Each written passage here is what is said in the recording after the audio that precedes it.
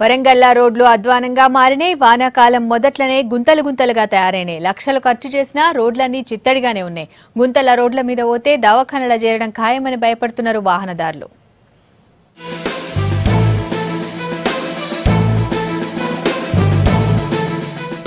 వరంగల్ హైదరాబాద్ తర్వాత గ్రేటర్ సిటీగా అభివృద్ధి చెందుతున్న నగరం. ఇక్కడి అభివృద్ధికి సర్కార్ పక్కా ప్రణాళికతోని ముందుకు పోతోంది. ఇప్పటికే కేంద్రం ప్రకటించిన Amrit, smart city, heritage city పథకాలకు కూడా ఎంపికైంది.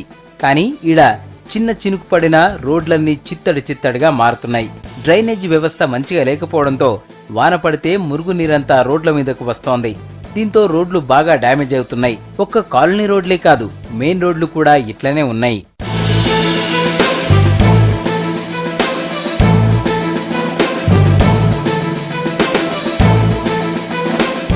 మెయిన్ రోడ్ల మీద ఎక్కువ రద్దీ ఉండడం, భారీ వాహనాలు పోవడంతో గుంతలు ఎక్కువగా ఉన్నాయి. రాళ్లు తేలి అధ్వానంగా కనిపిస్తున్నాయి.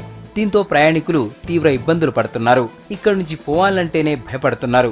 గుంతలు పడినప్పుడు అప్పటికప్పుడు తాత్కాలికంగా మరమ్మతులు చేసినా వర్షాలు పడితే మళ్లీ అదే పరిస్థితి. బేకార్ లేదు, మొత్తం 6 రోజులు అయితే లేదు. రోడ్డు ఇద్దరు పడతా గుంతలు చేయబట్టి ఇవ్వాలి పట్టించుకుంటారు. ఎన్నిసార్లు అడిగినా కానీ అట్లే చెప్తుంటే సరే అంటున్నారు, వదిలేస్తున్నారు. చాలా సార్లు కింద పడ్డారు, కొంతమందికి దెబ్బలు కూడా తాకినాయి, హాస్పిటల్ కూడా వెళ్ళారు. చాలా ఇబ్బంది అవుతుంది. హన్మకొండలో కూడా రోడ్లన్నీ గుంతలు. ట్రాఫిక్ జామ్తో వాహనదారులు ఇబ్బందులు పడుతున్నారు.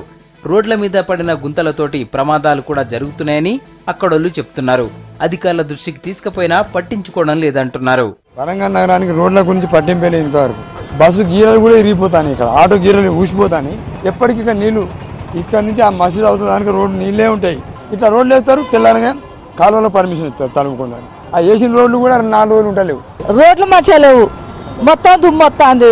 అసలు ఆ రోడ్లు బస్ స్టాండ్ ఏరియా లెక్క ఉన్నది. అది డాంబరాన్ని పోయాగానే పొక్కే పడే, అదే ఏం మంచిగా చేసాడు దాన్ని. అమృత్ పథకం కింద 542 కోట్ల నిధులకు టెండర్లు పూర్తయినాయన్నారు వరంగల్ మేయర్ నరేందర్. పైప్ లైన్లు వేసేది ఉందని, ఇప్పుడు రోడ్లు వేస్తే మళ్లీ తవ్వాల్సి వస్తుందని చెప్తున్నారు. అందుకే తాత్కాలిక పనులు చేస్తున్నట్లు చెప్పారు.